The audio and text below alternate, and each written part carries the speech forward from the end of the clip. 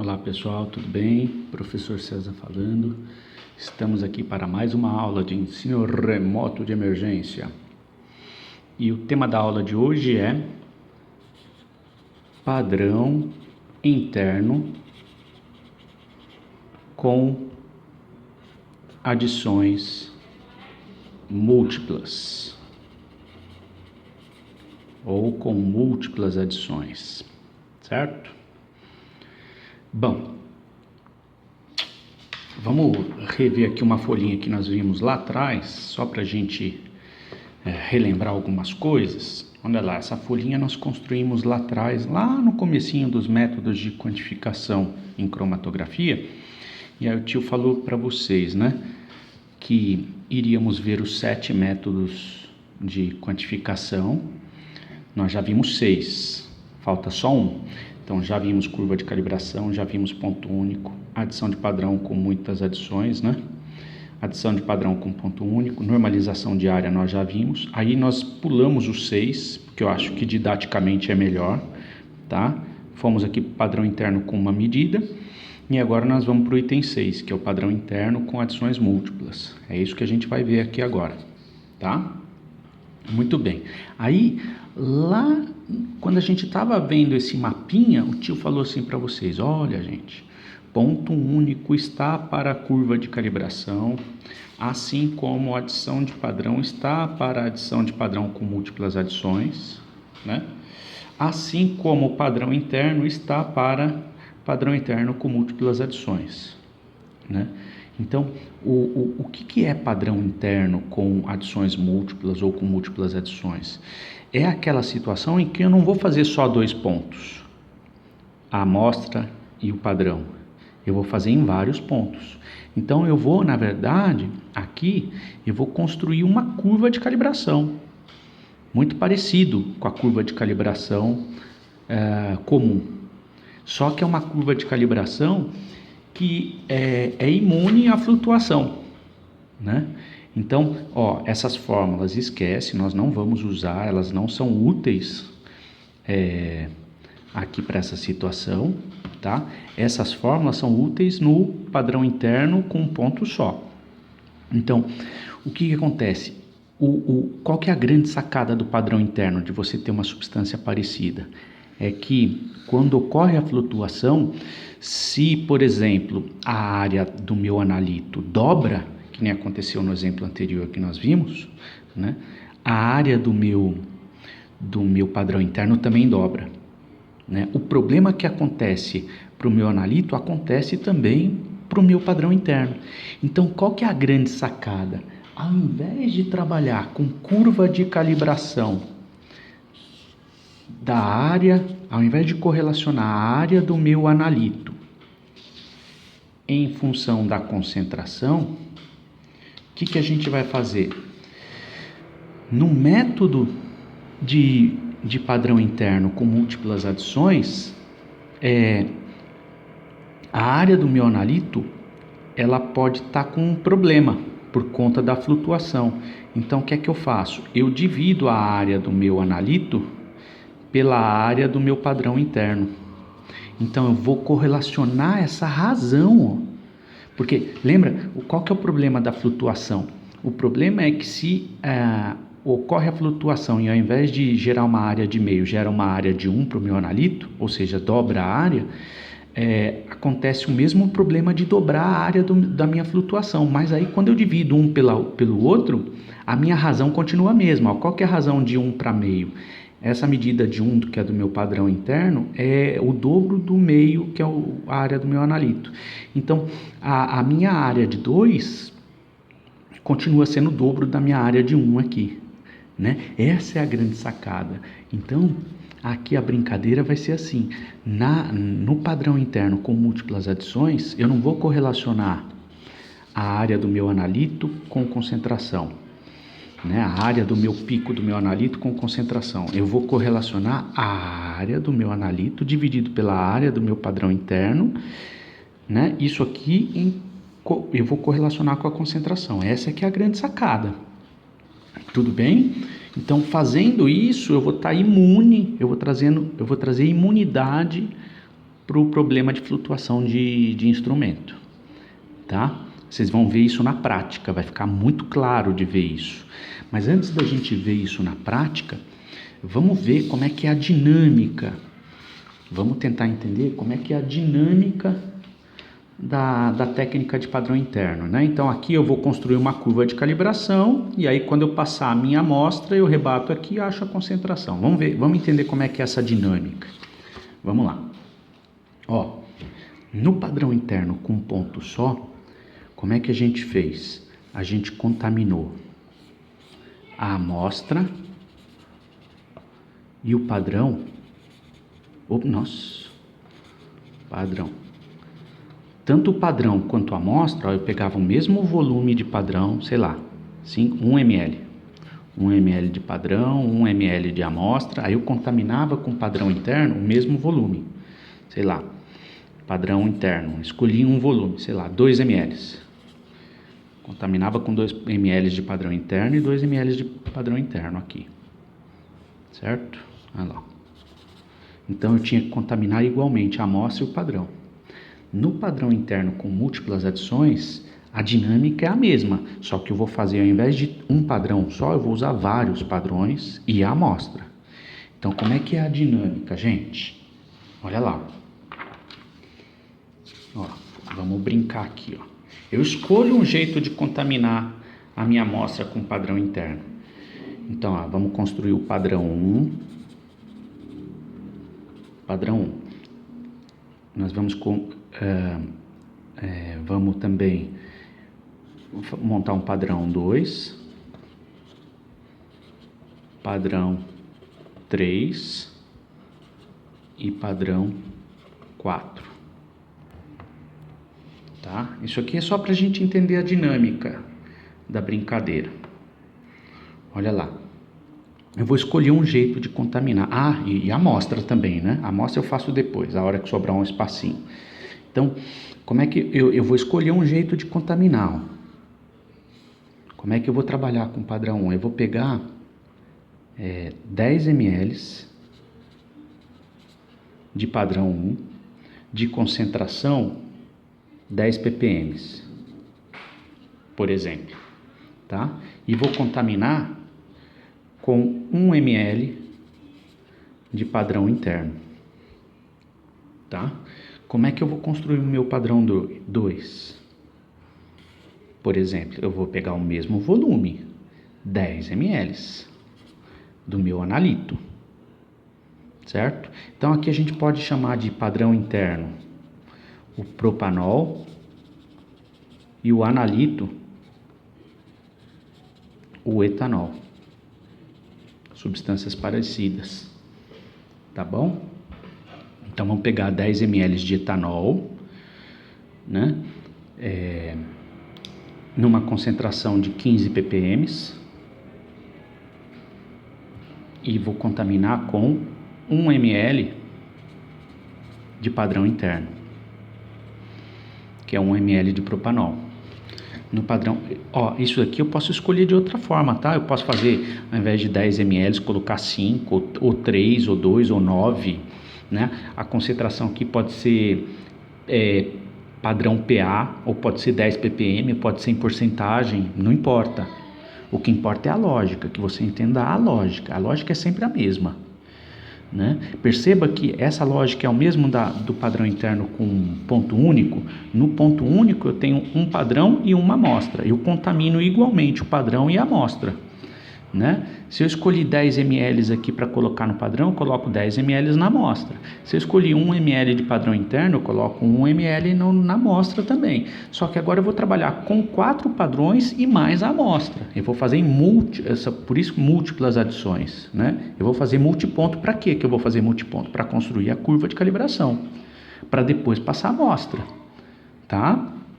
Então vamos construir o padrão 3 aqui, ó. Né? Padrão 3, eu vou pegar os mesmos 10 ml, só que num padrão de concentração maior, né? De 20 ppm, por exemplo. Tá? E vou contaminar igualmente com o padrão interno, 1 ml de padrão interno. Padrão 4, como é que fica o padrão 4? Eu vou pegar os mesmos 10 ml de analito, de etanol, e vou contaminar da mesma forma, 1 ml de padrão interno. Preparei os meus padrões, certo? Aí eu otimizei a condição cromatográfica para injetar essas amostras dentro do equipamento. Como é que otimiza? Nós vamos ver isso no final, certo? Então, uma vez otimizado, e eu vou utilizar a mesma condição cromatográfica para a injeção de todos os padrões e também para a injeção da minha amostra, né? Vamos ver como é que vai ficar o cromatograma, ó. Vamos imaginar como é que vai ficar o cromatograma.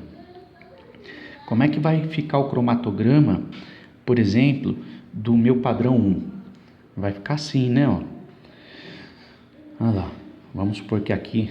Eu vou suprimir a área do pico morto, né? Do tempo morto, tá? Então vai ficar assim, ó. Um piquinho para o meu analito e um piquinho para o meu padrão interno, tá? O meu analito, que é marronzinho, que é o meu etanol, que saiu primeiro, o propanol é mais gordinho, sai depois, né? Ele deu uma área, por exemplo, de 2. E aqui o meu padrão interno deu uma área de 1. Tá? Tudo bem?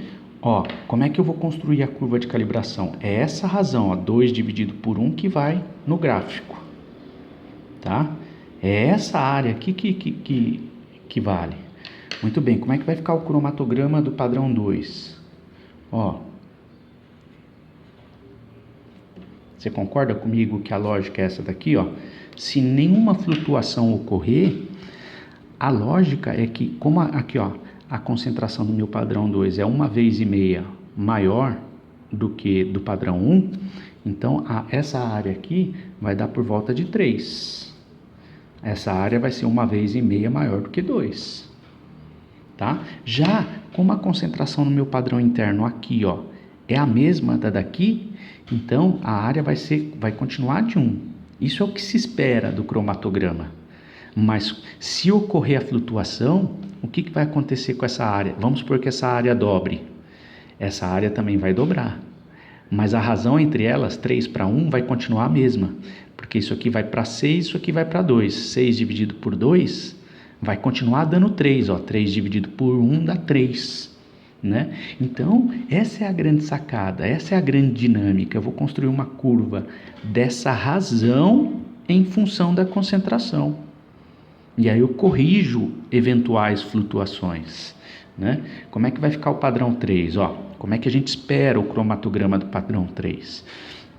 A gente espera assim, ó, aqui do padrão interno uma área de 4, ó, porque dobrou, ó. Foi de 10 ppm de concentração para 20, né? E aqui a área do meu padrão interno vai continuar sendo 1. Por quê? Porque a concentração do meu padrão interno continua a mesma, tanto aqui quanto aqui. Tá? Muito bem. E o padrão 4, como aqui é 10 ml, eu esqueci de falar a concentração, né? 25 ppm. Né? Então, como é que a gente espera o pico da concentração 4, né? A gente espera um pico com área 5, tá? 5?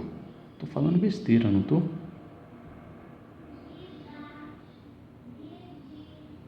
5. 5 mesmo. 5 mesmo, porque 5 é 2,5 vezes maior do que 2, né?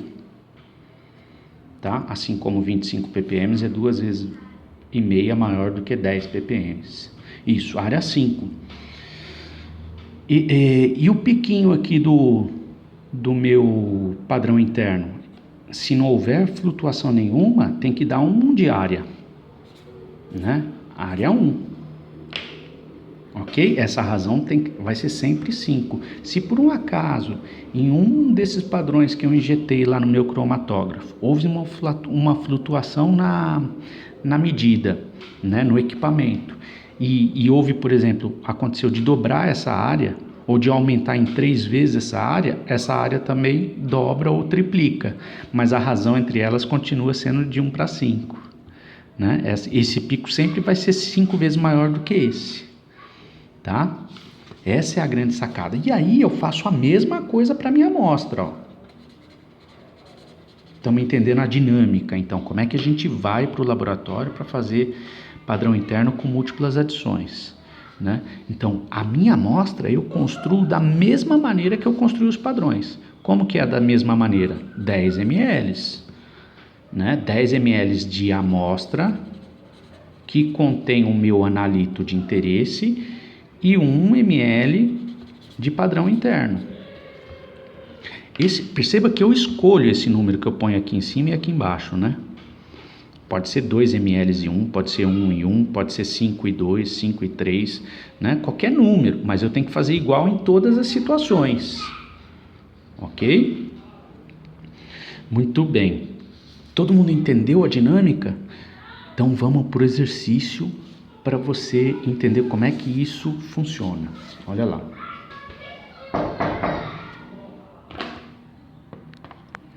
Uma barulheira aqui, viu? Só não para, criançada. Vamos lá. Vamos fazer esse exercicinho aqui. Eita.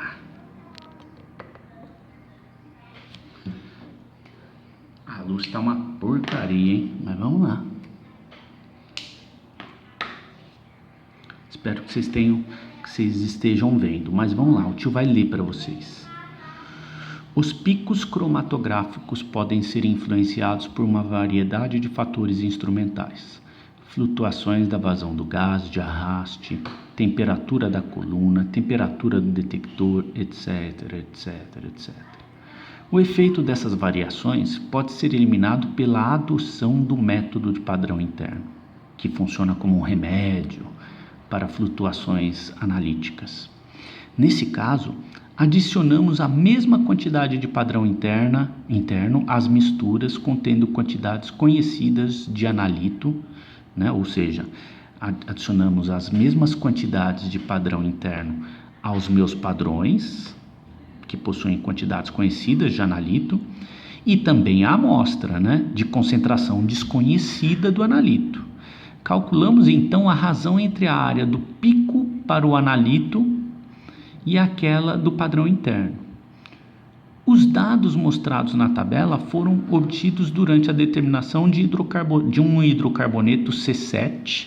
Ele não diz qual que é, se é o heptano, se é algum hexano ramificado ou pentano com 2 ramificações, ele não disse qual C7 que é, com um composto semelhante adicionado a cada padrão e à amostra. Também não disse qual é o composto semelhante, mas esse composto semelhante é o meu padrão interno, tá? Adicionado a cada padrão e à amostra, né? Então, foi adicionado o meu padrão interno a vários padrões desse hidrocarboneto C7 e foi adicionado o meu padrão interno na amostra. E ele fez isso igualzinho para todas as situações, do jeito que o tio mostrou. Então, pergunta, calcule a concentração da amostra. Aí o que ele fez, gente? Olha só, ele construiu padrões de concentração conhecido, né? Lá, a porcentagem do analito no padrão. Ó, então, aqui tem 0,05% de C7, que é o padrão 1. Padrão 2 tem 0,1% de C7. Padrão 3 tem 0,15% de C7. 4, padrão 4 tem 0,20% de C7 e padrão 5 tem 0,25% de C7. E aí a área do pico do meu analito para o padrão 1 deu 18,8. Do padrão 2, 48 e assim vai, né? Só que aí ele colocou um camaradazinho que pode ser um C8, pode ser um C7 diferente, né? Daquele meu analito, mas uma substância, uma estruturinha bem parecida que o pico deu bem próximo. E aí o pico desse meu padrão interno, se ele colocou a mesma concentração, contaminou igualmente todos, né? A área do pico no padrão interno deu 50 aqui na primeira medida, na segunda deu 64. Isso significa o quê? Significa que houve uma flutuação que alterou a área do padrão interno. Se houve alteração da área do padrão interno, houve alteração da área também do meu analito de interesse. Olha só que interessante. Aqui, ó, eu dobrei a concentração do meu analito de interesse. Eu esperaria que a área aqui do meu pico do analito dobrasse, mas ele mais que dobrou, né? E por que isso aconteceu? Por uma flutuação experimental, que o meu padrão interno também sentiu, ó. Aqui era para ter dado 50 de área. Ó, é para dar 50 em todos, porque eu coloquei a mesma concentração de padrão interno contaminando todos os meus padrões. Todos os meus padrões vieram com padrão interno na mesma concentração. Ó, então era para ter dado 50 em tudo e não deu, ó, deu 50 aqui, deu 64,1 aqui. O que significa esse aumento de área? Significa que esse valor de área aqui, ó, ficou superestimado. Aconteceu alguma flutuação no meu equipamento que aumentou a área do meu padrão interno. Se aumentou a área do meu padrão interno, aumentou a área também do meu analito, né? Por isso que agora o que a gente vai fazer? Vai dividir essa área por essa, né? E isso a gente vai botar no eixo Y. No eixo X a gente vai correlacionar com concentração, né? Tudo bem? Ó, então aconteceu aqui alguma flutuação também aqui, ó, que aumentou a área. Ao invés de ser 50, foi para 55,1, né? E isso teve um efeito, o mesmo efeito que houve daqui para cá, houve daqui para cá também, né? E aqui também, ó, só que aqui foi o efeito contrário, né? Aconteceu alguma flutuação na medida 4, ó, no padrão 4, em que ao invés de dar uma área de 50, deu uma área de 42,7. Então subestimou a área. Então ocorreu o mesmo problema de subestimar a área aqui no meu analito, certo? Mas a razão entre elas continua a mesma, gente. É isso que é legal, tá? Então, olha só, o que a gente faz, ó. A gente vai calcular agora a razão entre a área do analito pela área do padrão interno. Ó, eu divido 18,8 por 50. Isso vai me gerar um fator, né? Vai me gerar uma razão, tá? Essa razão é sempre a mesma, independente do equipamento flutuar ou não, né? Então aqui, ó, essa razão, ó, divido 48,1 por 64,1, né? Ó, essa razão deu 0,750. Ó, professor, deu um número diferente do daqui. Claro que deu diferente, porque a concentração do meu padrão aqui, ó, já não é mais 0,05, é 0,1. Então vai gerar um pico de área maior, né? Mas esse pico aqui era para ter continuado 50. Foi para 64 porque o equipamento flutuou para cima. Aumentou essa área. Se aumentou essa área aqui, ó, como dobrou a concentração, eu espero que essa área fosse, por exemplo, ali por volta de 36, ó, porque o dobro de 18,8 dá por volta de 36, né? Um pouquinho mais, 30, tem que fazer a conta, 37 uns quebrados, né? Tudo bem? Então eu espero aqui, ó, uma área menor do que 40. Deu 48,8. O efeito, houve uma superestimação da área, né? A área ficou maior do que deveria. Por quê? Porque o equipamento flutuou, certo? Tudo bem? Mas aqui, ó, eu pego e coloco a razão aqui, ó, faço o cálculo da razão em todos os pontos, tá? Esse dado aqui, ó, é da minha amostra. Perceba que eu contaminei a amostra da mesma forma que eu contaminei os meus padrões. Então esse aqui é o pico do meu analito na amostra e o pico do meu padrão interno que contaminou a amostra. Tá claro isso? Então eu contamino da mesma forma todos, tanto a amostra quanto os padrões. E os padrões estão em concentrações diferentes. Muito bem, então como é que fica, ó? O padrão interno não é isso aqui, ó. Opa! Tá vivo. É que eu tô virando abóbora, porque já tá dando quase 30 minutos, tá dando 24 e pouco, daqui a pouco eu tenho que... Então vamos lá. Ó, concentração Quer dizer, a área do meu analito dividido pela área do meu padrão interno, em função da concentração. É isso que eu vou fazer. Eu vou fazer isso em vários pontos. Vou construir a curva de calibração. Vou pedir para o equipamento me dar a equação da reta, né? E aí eu vou pegar a área do meu analito na minha amostra, dividido pela área do padrão interno na minha amostra, vou rebater aqui e vou achar a concentração. Essa é a lógica, gente. Tá claro?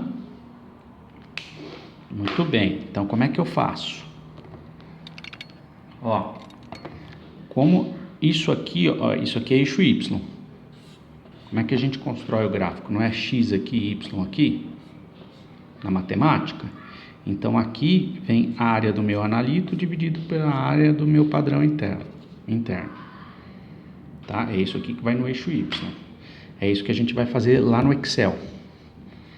Então olha só, gente. Essa coluninha com esses valores aqui, ó, vai do lado direito, que é a coluninha Y, e a coluninha das concentrações dos meus padrões vai do lado esquerdo, que é eixo X. Ó. X, concentração de X, X. Certo? Y.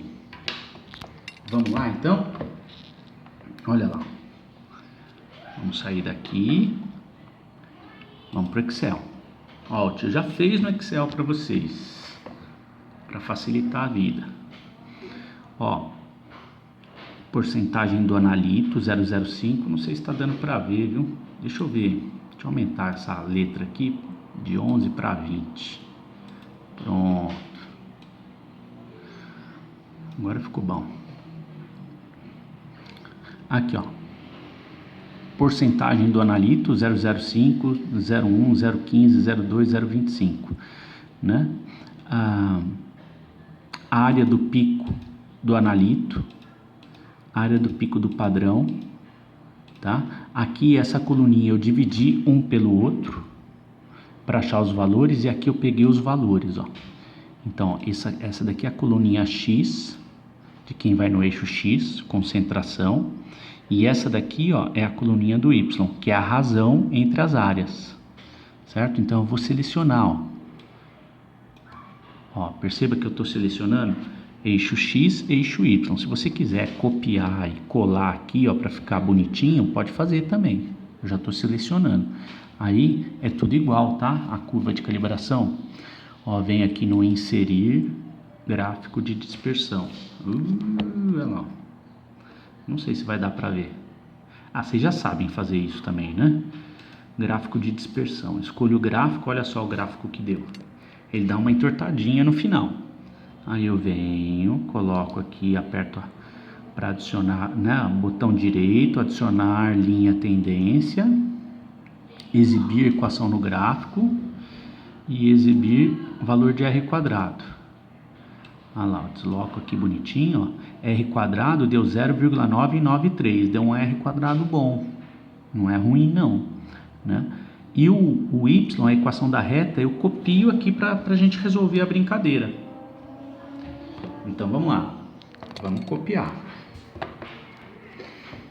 Y é igual a 6,916x mais 0,061. Essa daqui é a equação da reta, certo? Tudo igual. Aí o que é que eu faço, gente? Ó, já que a gente já fez isso aqui, a gente vai lá para o exercício e já dá a resposta lá. A resposta é 0,163%.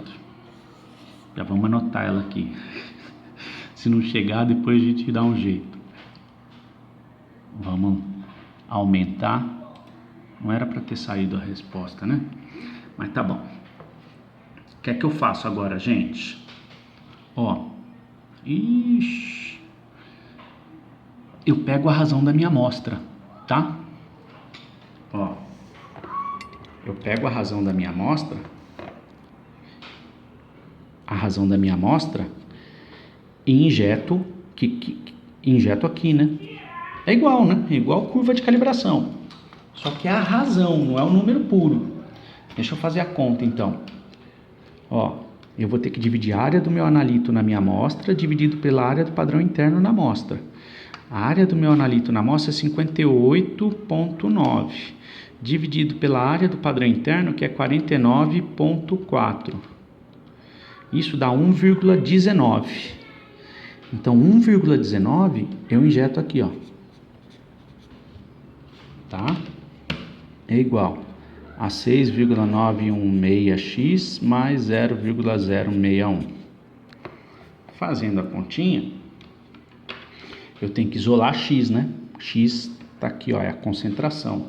Então, 1,19. Esse mais 0,0161 passa para lá menos. Menos 0,061 dividido por, esse camarada está multiplicando, passa para lá dividindo. 6,916. X é igual a 0,163%.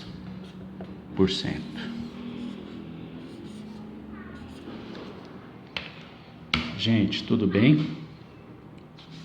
Chegamos aqui na respostinha. Todo mundo entendeu? Legal, né? É legal você perceber como é que a gente consegue enganar o problema da flutuação no equipamento. Bom, tá dando 32 minutos. Eu vou deixar mais um exercício para você fazer em casa. Esse aqui é o exercício 2 de padrão interno, tá? Esse aí você faz em casa. Beleza? Então vou ficando por aqui. Beijo, beijo, beijo e até o próximo vídeo.